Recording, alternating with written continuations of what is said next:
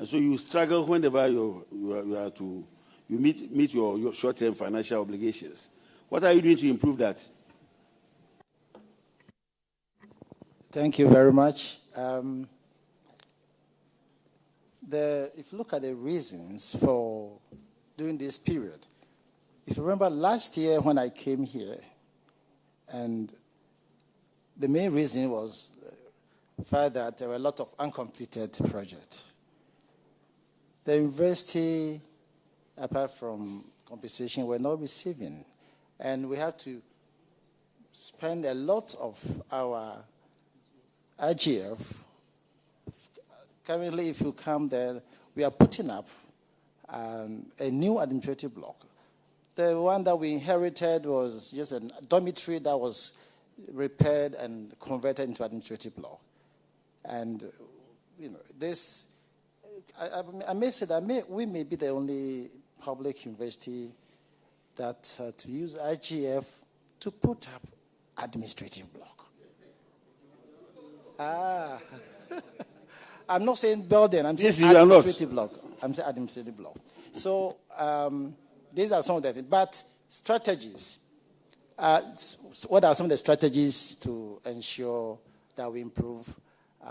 One way is we have established Unearned enterprise, and what we are trying to do is to partner with some private companies so that we can establish our business and we can have other source of income. We've increased our short courses, training programs that can also bring in additional incomes. We have, in terms of research, we've taken our staff through grantmanship, and we are winning more projects currently, and so all this will bring in more income to us. And then also financial prudence. We're also trying to strengthen control. Yeah, so strengthen our controls. We're having, as currently we have a policy for transport policy. We have transport policy and other policies that all will go in to strengthen the controls of our university. So we are looking at two ways. We are trying to identify source of income as the first strategy. The next one is how to ensure financial prudence. We are working towards a paperless also approach. That will also help to also reduce, because stationery, for instance, are a major source of expenditure. And so if you're able to, implement these paperless strategies, it will also help to reduce cost. Prof, my last question, and then maybe the ranking will take over. If you go to paragraph 2.5 now, your non-current liabilities also decreased by 80.7%. From 365,000 to 1,897,000. It decreased from 1 million to 365. The non-current liabilities. Your utilities.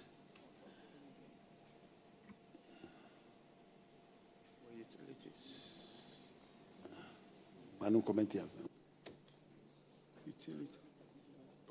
Which paragraph? Utilities. It's not here.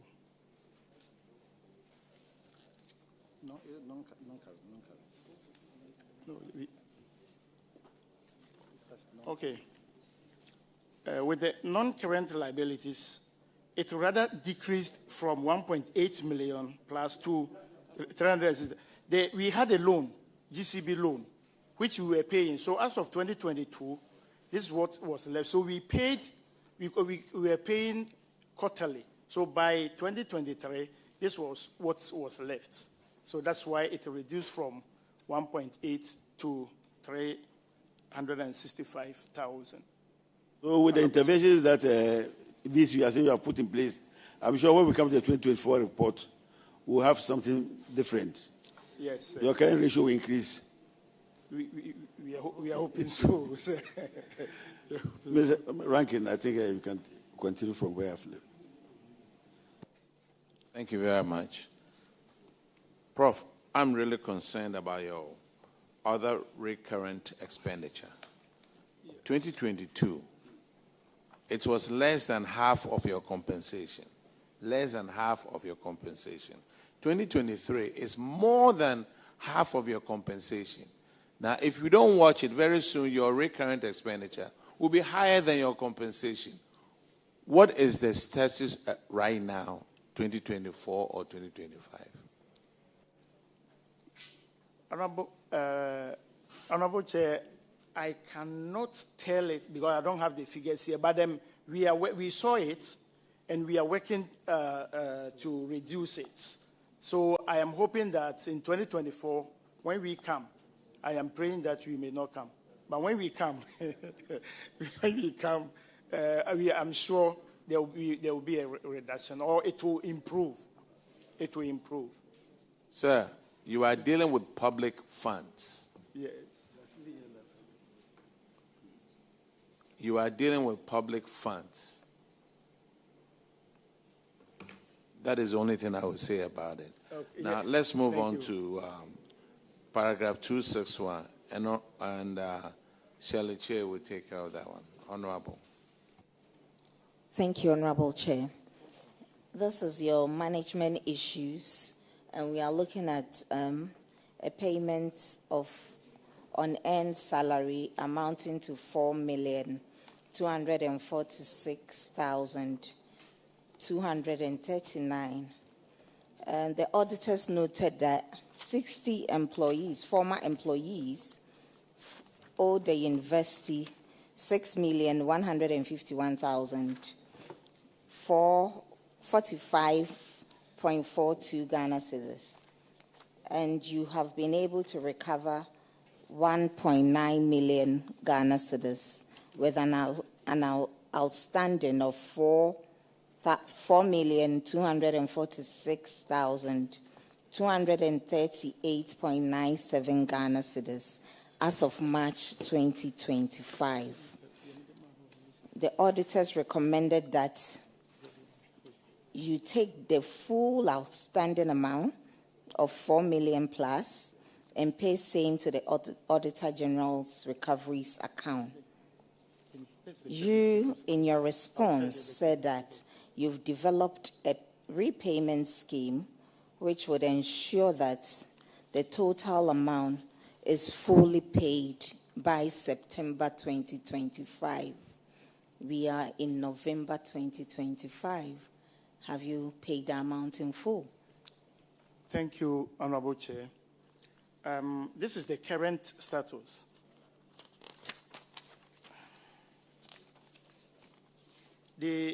From the Auditor General, the total unearned salary was 6,151,045 Ghana cedis, 42 pesos. Now, out of this, some came to the university as amount withheld, and some to people who went on study leave and did not return. So those who did not return was 1,984,100.89. So when you subtract that, you are left with 4,166,944.53. Now, sir, out of this... Sir, I'm sorry to barge in. When they did the audit, there was outstanding 4.2 million Ghana cedis. You said you will recover everything by September 2025. Yes. We're in November. Yes. Have you collected it all? Yes. You've collected all the amount? We have collected the one that came to the university. We have paid back to the government. There is difference of about 1.3 million, which relate to pensions. Now, because we are subvented organizations, pensions do not come to us. When government is giving us the check, they take the pension. So the amount that we withhold do not include the pensions. So we met the auditors. The difference of 1.3 is relate to pension. Apart from that, we have paid all the money that we are supposed to pay, the money that we withheld. We have paid everything. apart from those who went on study leave and did not return. That one, we are still pursuing them. We haven't paid that one, but we have paid what came to us. We have paid everything. Okay, auditors, can you please confirm if they've paid the 4 million plus?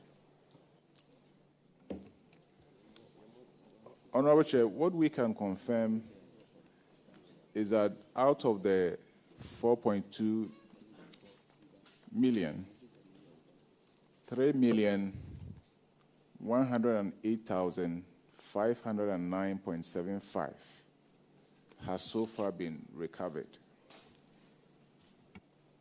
The outstanding, when do you intend paying? I said the outstanding relates to pensions. No. You said 1.9 million or so was in relation to pensions. That's what you initially said. No, I said that one relate to those who went and didn't come back. Didn't come. So how much is in relation to pensions? It's 1,385,413.13. Auditors, have they informed you about this? Honorable Chair, I think I have to put this one in a context. This audit was carried out by, it was an outsourced audit, which means that we gave it to a third party to carry out the audit. Now, the status of implementation they provided to us is the fact that 3.1 million has been recovered. As to the reconciliation they did with the entity and the fact that the 1.something million is in respect of pensions and all that, that hasn't come to our attention. And so what we can do is to ask for the permission of the chair to do a reconciliation with them after here. Thank you. Thank you, Honorable Chair. We are in your hands. Chairman, thank you very much. Director, I would want to be clear on something. You talk about the difference being pensions. Yes, please. That were withheld by government. Please. So the ones that are not pensions, you've repaid all. Yes, please. If you look at the details of payment of earned salaries, these are the net amount that comes to the individuals who were presumably under your care and left. Some of them are leave without pay, vacation of post, resignations, which meant that these individuals were being validated. You understand? Somebody resigned, then the person gets paid. That is why it is an unearned salary. Yes. And that is the net amount that comes to the person, regardless of the pension, the tier 2, the tier 1 that the government would have already been deducted. Yes. So it is not a gross amount. Then you are now telling us that these were inclusive of pension. These were unearned salaries that you validated them. The net that came to them is what you are being asked to recover. So if you say pensions were included, you need to explain a bit further for us. Okay. Thank you, Honorable Chair. What happened was that the auditors, when they are calculating this unearned salary, they include the pension, even though it didn't come to us. But when we are doing it, we do the net. And that is why that difference came in when we met the auditors. We met them, the Sunyani Regional Auditor and the team. So they saw that when they were calculating, they included the pension. But we did not include pension. They realized that the pension do not come to us. So that is why we agree that the difference relates to pension.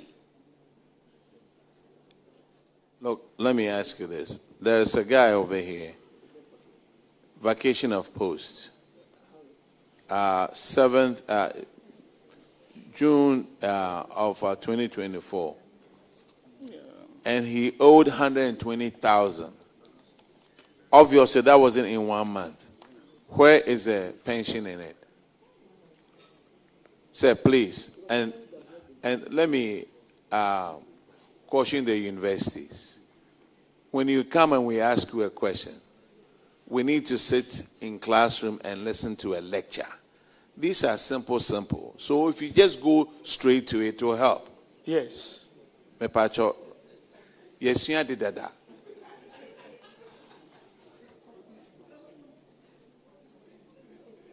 Yes, sir.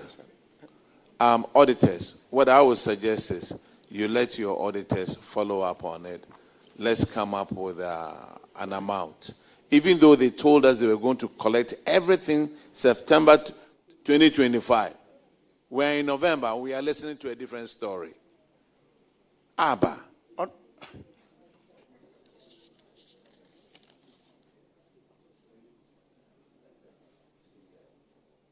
Okay, you are discharged.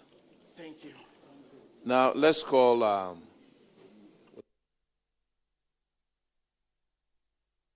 Koforidua Technical University.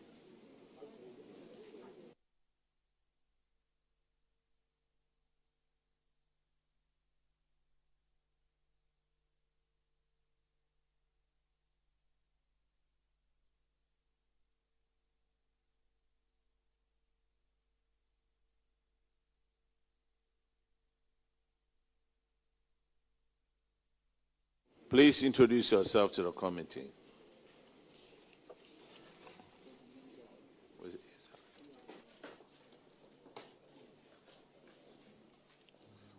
My name is Professor Richard Ohinesi, the Pro-Vice Chancellor. I'm Prince Bafo Ofori, the Director of Finance. Amateur. Please turn off your mic when you answer. Amateur, my name is Associate Professor William Jadwesiedu, Director of Works. Honorable Chair, I'm James Bayentia, Deputy Director of Finance. Alexander Tre, Internal Auditor. All right. Honorable Abena Osiasa will take you through your financials. Thank you, Pro-VC and your team. And Pro-VC, the letter we sent to you, were you to report yesterday or today? Thank you very much, Honorable Chair. We received 2 letters. The first letter we were supposed to report yesterday, and I think a second letter came which went to a different office. So we only got to know yesterday that we were supposed to report today after we had come here. That's how come there was that mishap. We apologize for the mishap, but it was actually today. So.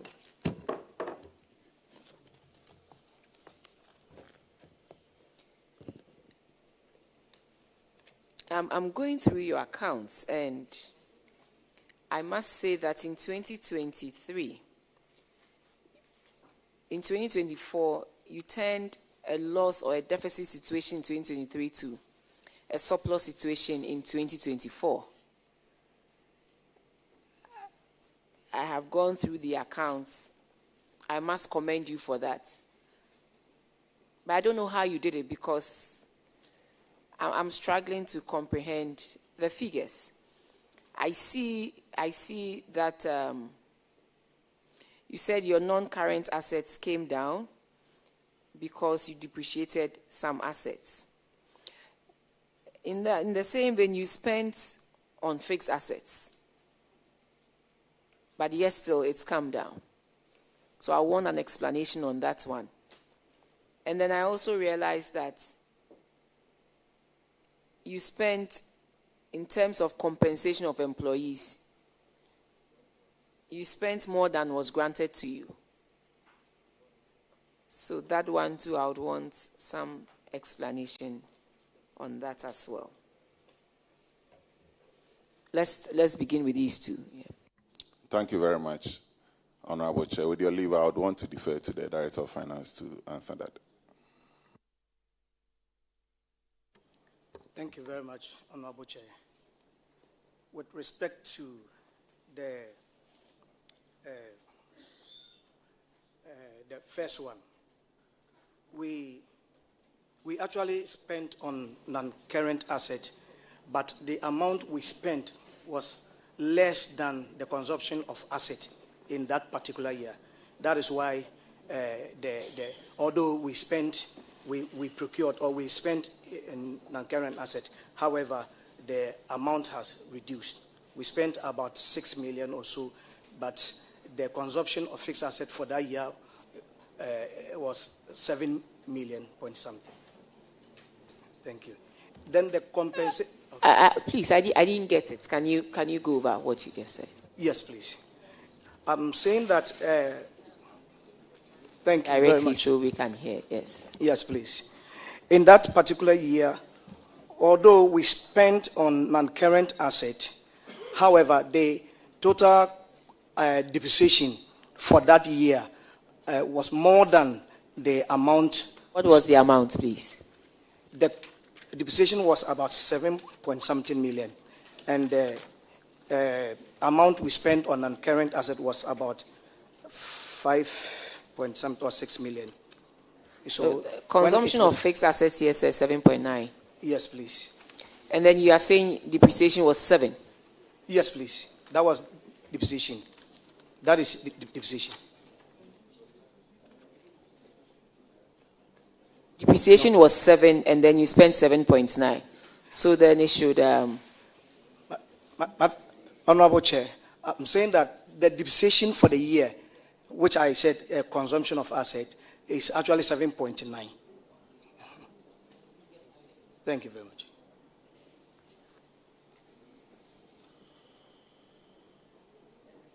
Yes, the second one was compensation. Yes, please. In addition to what the government gives to us, we also pay part-time lecturer, adjunct lecturers because of lack of personnel. So we actually recruit part-time lecturers to beef up with our lecturers. That's why it was more than what we received. Thank you. Yeah, for a university to have a finance income of about 139,000, it means you have a lot of, should I say, monies that you are investing in various handles. Thank you, Honorable Chair. We were prudent when the money came in initially. Usually in the university, during the first semester, you have the students paying. So at that time, we were a little bit prudent to end that. Thank you. How much comes in a semester from students' user fees? Yes, it depends on... just an estimate, not the actual, but just give us an idea. Yes, at times it can be about 8 million, at times 10 million, at times 10 million, at times the final quarter it may be 4 million. Yes.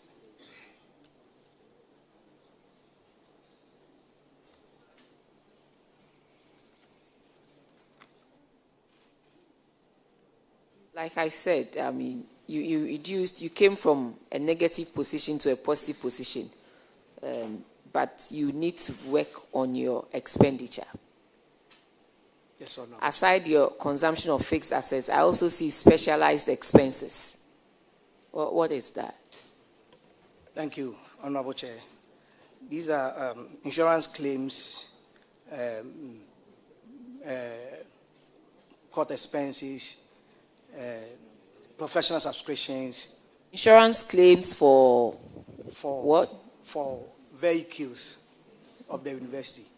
Vehicles of the university? Yes, please. To the tune of 2.8 million? No, it's a whole lot of expenses.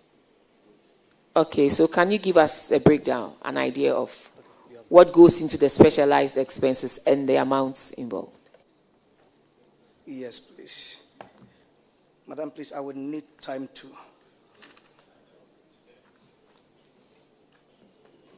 You have the...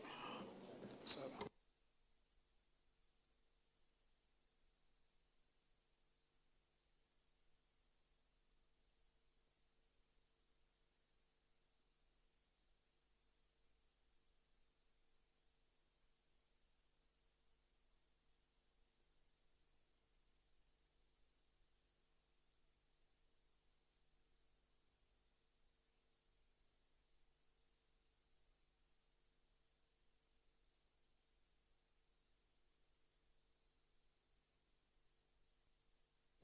What my deputy want to add up. Honorable Chair, the specialized expenses comprise a lot of items. We have professional subscription fees,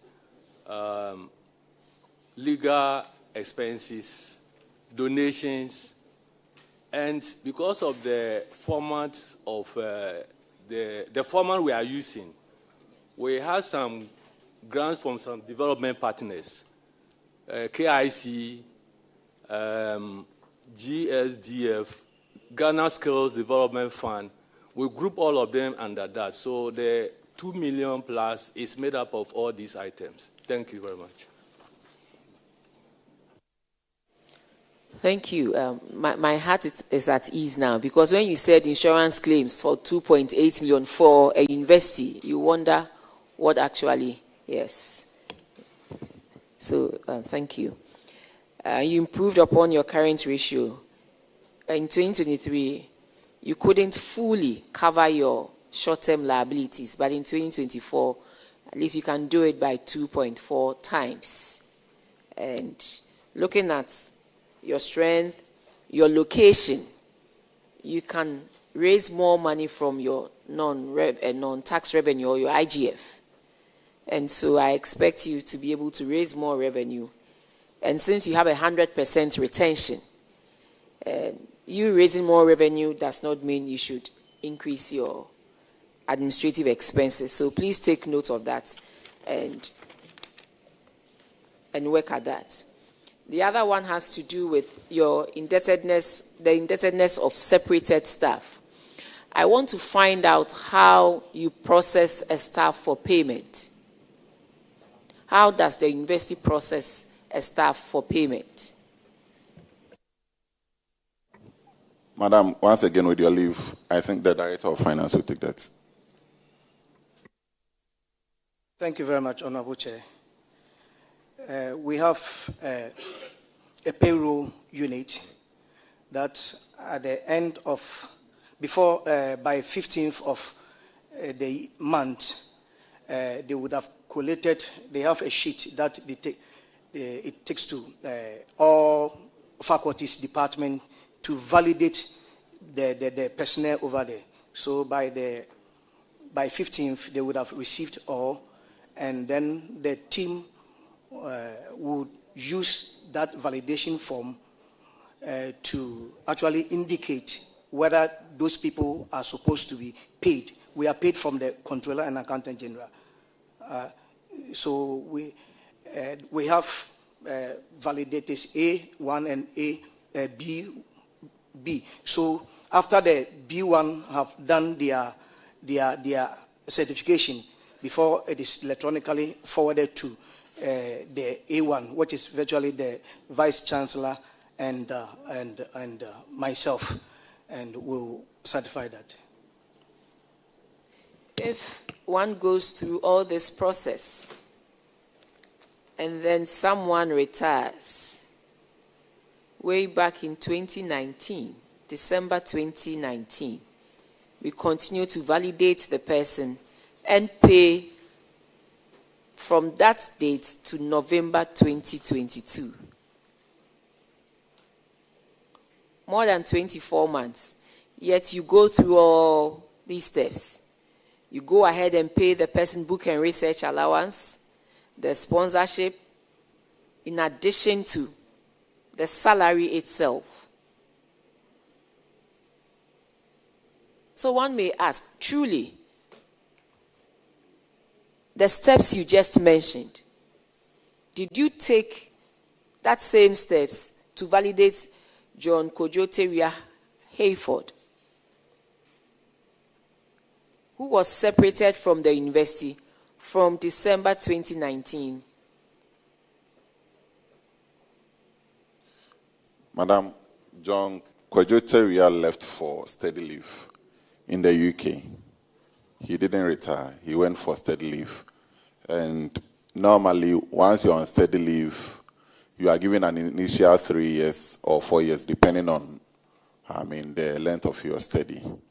Beyond which, you are given an extension. Once you're on study leave, you are supposed to present progress reports.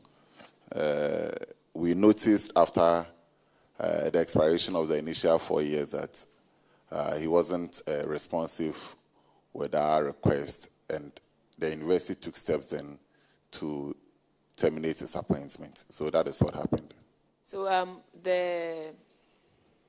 his responses, how frequent was it supposed to come to the university? Say, every month, every quarter?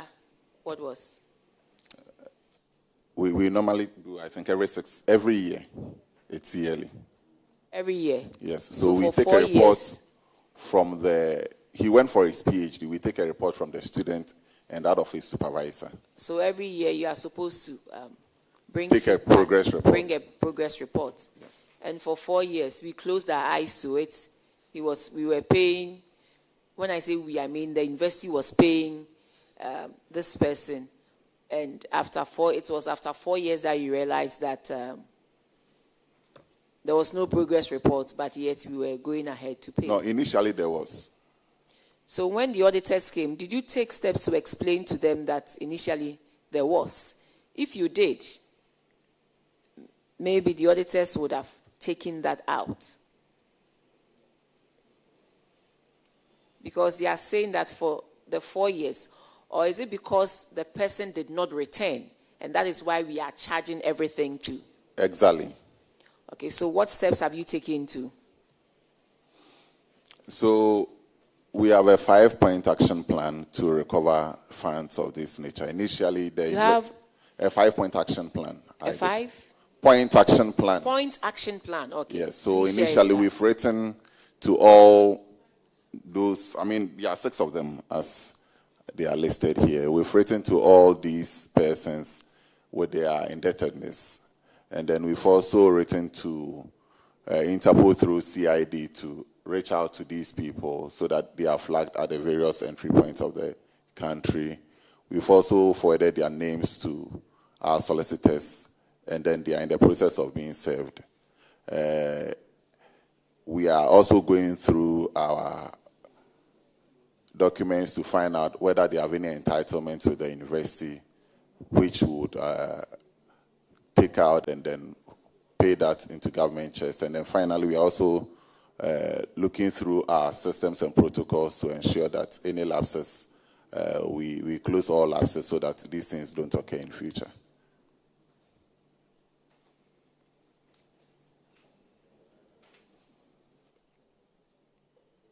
The amount is 817,619 and 40 pesos.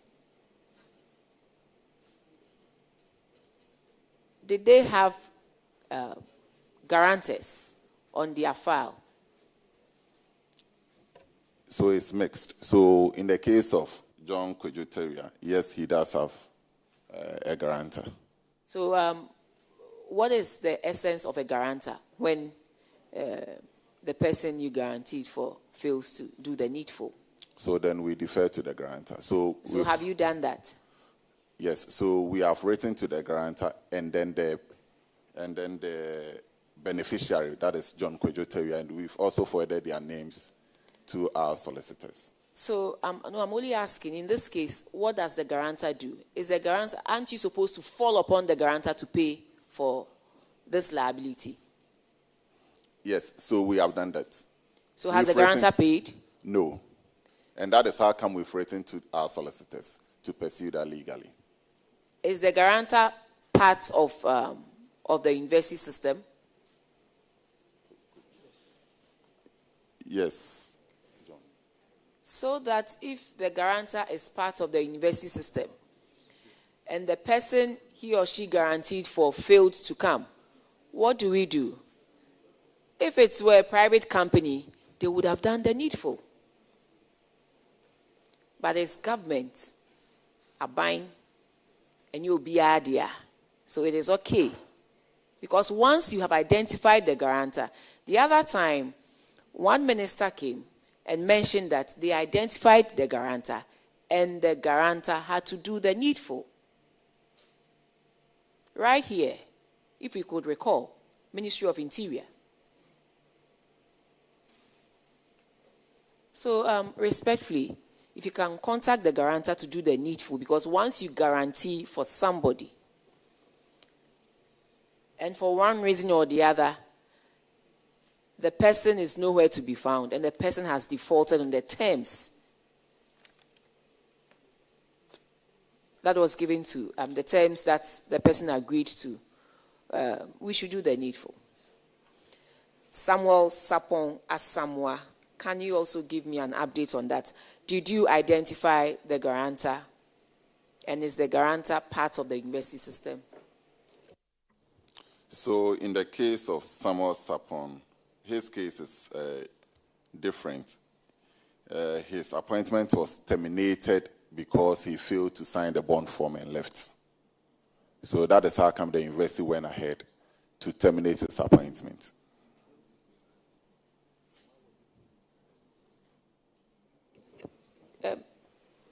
Pro VC, you said the person failed to sign before leaving. When you, the university granted the person permission to go and study, and yet the person failed to sign.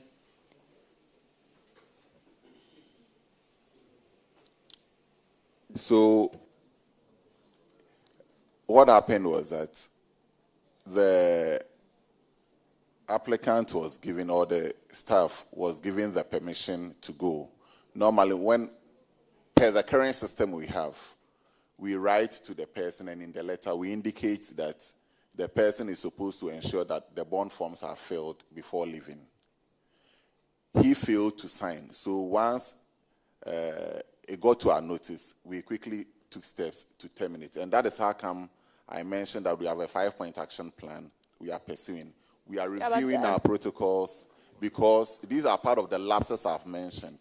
What is happening is that rather than, if we go ahead and then give an award letter, and in the award letter indicate that the staff should ensure it is signed before he leaves, then that is how come this thing can happen. But if we make sure that the person signs before the award is given, then this thing wouldn't reoccur. And that is how come in my narration earlier on, I did indicate that, the protocols would have to be reviewed, and we are reviewing that to ensure that it doesn't reoccur. It took the university 8 good months, from January to August, 8 good months, to realize that the person did not sign the bond form. Or one wouldn't know. It is not something that we should know. So it takes the university 8 months to realize that the person did not sign the bond form, but yet has gone ahead and to take advantage of the permission to go and study out and receive salary at the same time. Let's go to Gladys Esinu Abil. So Gladys took a partial state leave. By that, what it means is that Gladys was still teaching whilst studying. Gladys received a partial support from the university to the tune of 16,000 Ghana cedis, and then left. So what it means is that she worked for whatever salary she took. What her indebtedness to the university now is the 16,000 that the university paid. And but the auditors have an amount of 84,520. no, sorry. So with respect to Gladys, after that, she was supposed to, so she was in the system and then decided to leave after her studies. And by she was supposed to give 6 months notice before. She didn't do that, so she's being charged that amount in lieu of her not giving that notice, yes. Grace Opare. Grace Opare exceeded her initial maternity leave of 3 months, and then we noticed upon checks that she was not ready to come. So immediately after 1 month expiration of beyond the expiration of her maternity leave, her appointment was also terminated. we've gone ahead to recover part from her entitlements. Yes. Okay. And so you are hoping to use other means to defray the rest of the amount. Yes. Benjamin Gansa. So Benjamin Gansa's case is similar to that of Samuel Sapon. You also failed to sign the bond. Yes. Then it tells us that your internal controls in that area is weak, and so you need to improve upon that. And the last person is Atta Yusuf. Similar. So there are three of them with that similar situation. And so now you are in the helm of affairs. I hope that with the kind of infractions that you have seen, you tighten that area, because as a university, you always grant people permission to go and study. The fact that these people have committed this infraction does not mean it should prevent other people from enjoying these benefits. But you need to tighten it and make sure that those who have done it pay the price for what they have done. And so we look forward to hearing from you on the guarantor, because once you guarantee for somebody, that is the unfortunate thing, though, but then you should be held responsible for the person's inactions as well. So on this note, out of the 817,619, how much have you been able to collect?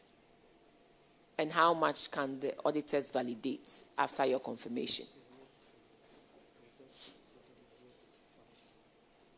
I would want the Director of Finance to speak to that.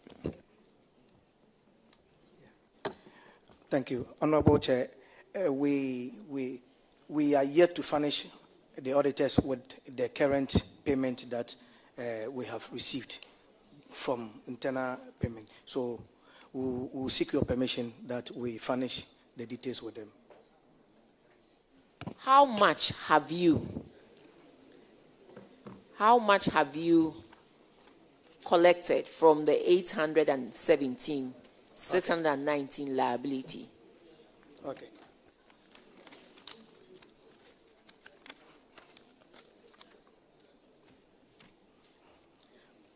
What's the list?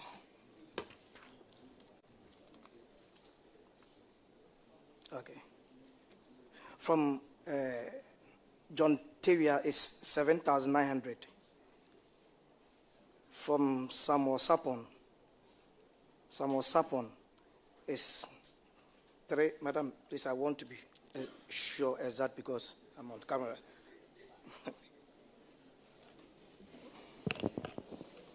Koforidua University, you knew you were coming here. You knew this was one of the infractions that you had been cited for. And you don't come here and say we should give you time to calculate how much everybody has paid. Respectfully. Madam, please, I have it now. Sorry. Grace Opare, 7,991 Ghana City, 80 pesos. John Tavia, 3,995.999. Samuel Sapon, 7,991 Ghana City, 80 pesos. So far. So John Tavia owe an amount of 486,386, and all you have collected is 3,000 Ghana cedis. Yes, Honorable Chair. In fact, all our effort to contact these people have proved futile. They are not in the country. And I'm glad that Pro VC mentioned the fact that for John Tavia, the guarantor works with the university. So he liaises with the guarantor to make the necessary payments. Chairman, I will defer the time, the period for the payment to you when I'm done with the others. And then for Opare, she has paid more than 50% of that. Make sure you collect the rest. So in total, out of the 817, you haven't done more than, is it 25? 7, 3, more than 20,000. Yeah, just around 20,000. Yes, just around 20,000 out of 817,619. So the university should take steps to do the needful. Chairman, I want you to give them the period through which they are supposed to clear this infraction.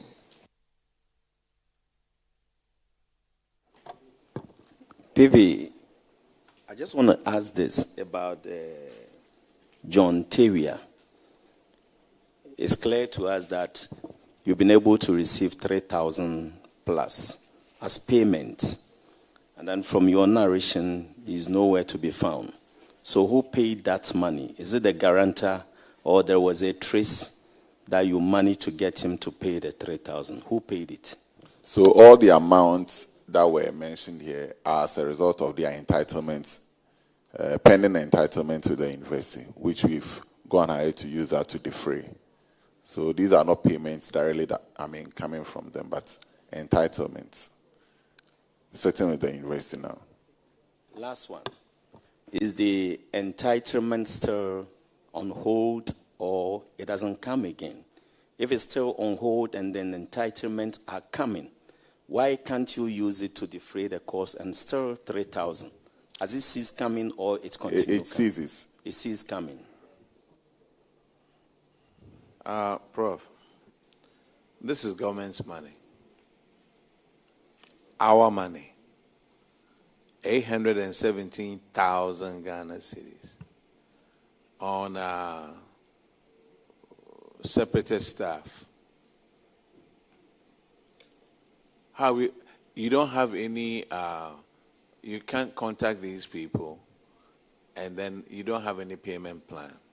But it looks to me like this was planned chaos, because these people failed to sign a bond.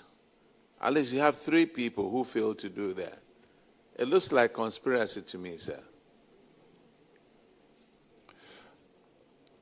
Yeah, on the face of it, yes, but this is what I consider as lapses. Normally, so this is what happens. Once a person is granted steady leave, he's written to, just like I did indicate, stating that his application for steady leave has been granted, and that he is to go to the HR and then get the bond forms filled before leaving. When this happens, once the Staff Development Committee meets and grants this, by default, the head of department, who normally validates, assumes that that has been granted and the person leaves. So these are part of the lapses I'm mentioning. All right, sir. So we'll make it easier for you. We want you to collect this amount of money in 90 days. However you do it, with all your lapses and everything else, you know we have guarantors out there. 90 days, we want this amount of money collected. If not, those who validated these people will have to pay personally. Thank you. Now let's move on to your next one. Our auditors, you want to say something? Honorable Chair, with your leave, would also want to recommend that what they have gotten from the entitlement should be paid into the Aegis Recoveries account for onward transfer into the consolidated account. Thank you. Thank you very much. You heard him. Noted, Honorable Okay. Chair. Now let's go to your next one, delayed projects. These started from 2019. You started these from 2019 to 2020. You have made a payment of 37 million Ghana cedis. And these have stalled. Why? Yeah, so these projects currently, in all instances, the contractors now on site working, and we are also happy to inform the committee that 2 out of these 3 projects are going to be completed and handed over before the close of the year. That is the Faculty of Engineering block, and then the Faculty of Built and Natural Environment. Yeah, that's the 5-story. The 5-story and 4-story block. They are all completed. We have photos to show. The 5-story engineering block is completed. It's almost about 97% complete. It's been painted, and then we are just waiting to for some cleanup and then handover. So hopefully by the close of the year, we should take delivery of that project. And then construction of the faculty block? Same. And then by the 4-story, 27-unit block of flats? So that we're hoping to get it completed by end of first quarter next year. Auditors, could you confirm what he's saying, please?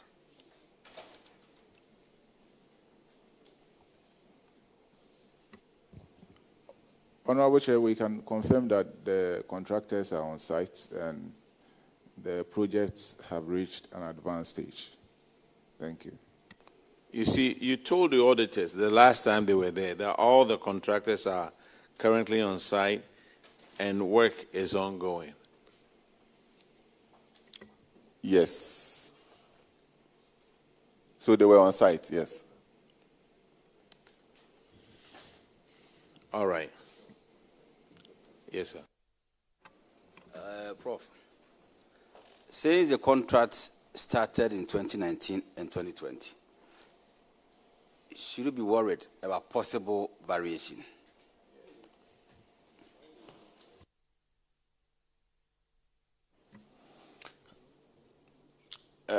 It is expected, I mean, in our part of the world, I mean, where prices do increase every now and then. Yes. So for price fluctuations, they should be expected. Is it the case that they've yes. So is it the case that they've come or you are expecting them? I just want to know what is happening now.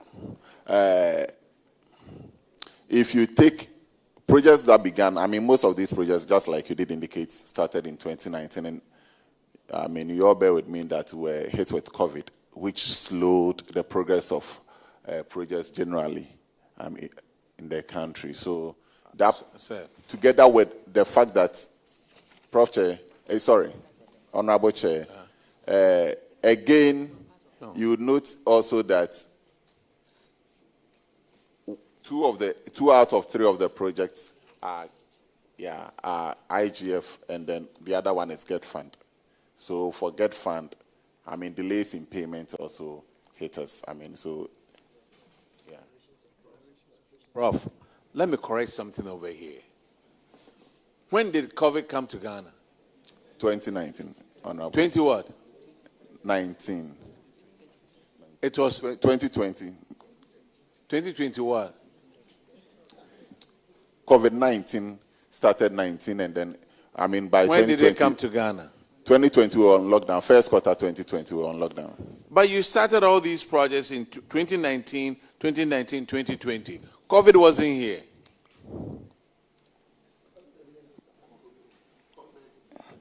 COVID was here in 2020, Honorable Chair. But not in 2019. How did it affect the project anyway? No. What I'm trying to say is that, so there are, I mean, several factors. I only mentioned COVID as one of the factors. Certainly, with the lockdown, I mean, we were not working. So that was... Koforidua, but was there a lockdown in Koforidua? And for how many weeks? Social distancing. I'm sorry? And for how many weeks was there a lockdown in Koforidua? Or how many months?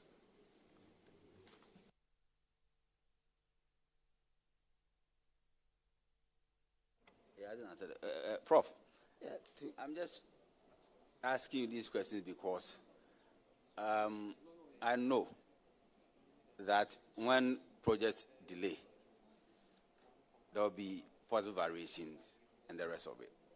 That is why you said the contractors are on site now. So I just want to know if you've hit by or they've come to you with a request in respect of variation, so that we'll take it from there. If they haven't come with variation requests, then that's fine. So, price fluctuations, I said yes. Price fluctuations. Yes. So, variations, when you talk of variations, it could either be additional works, change in scope.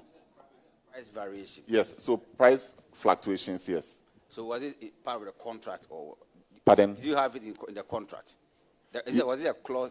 Yeah, there is a fluctuation clause in the contract. Okay. Yeah. Did I hear you say that in this part of the world, there will be variations? Price fluctuations. Price fluctuations. Price fluctuations. Fluctuations.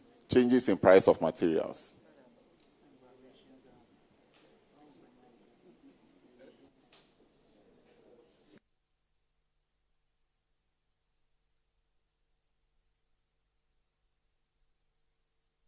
You see, what it says, what this one tells me is there wasn't proper planning when you started this. And then you delayed it and delayed it. Anyway, that's Koforidua, right? Koforidua Technical University, right? Yes. You are discharged. Thank you very much.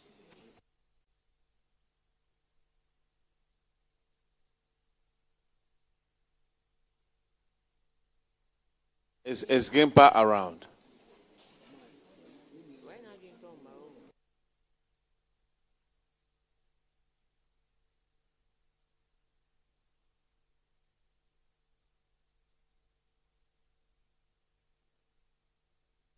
Can we call Koforidua Technical University, please?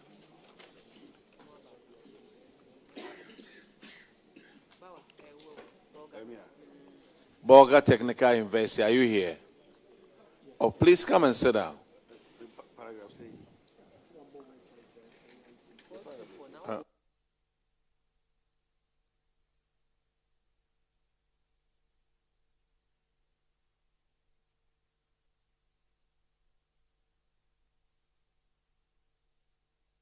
Could you please introduce yourself to the committee? Did you take the oath? Yes, we did. All right. Please introduce yourself. Thank you, Chair. My name is Samuel Erasmus Alna, the Vice Chancellor. Mr. Chairman, I've seen that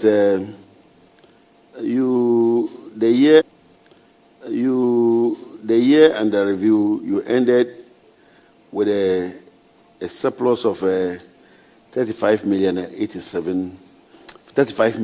as compared to 1.5 million recorded in 2023, representing an improvement of 2,321.2%.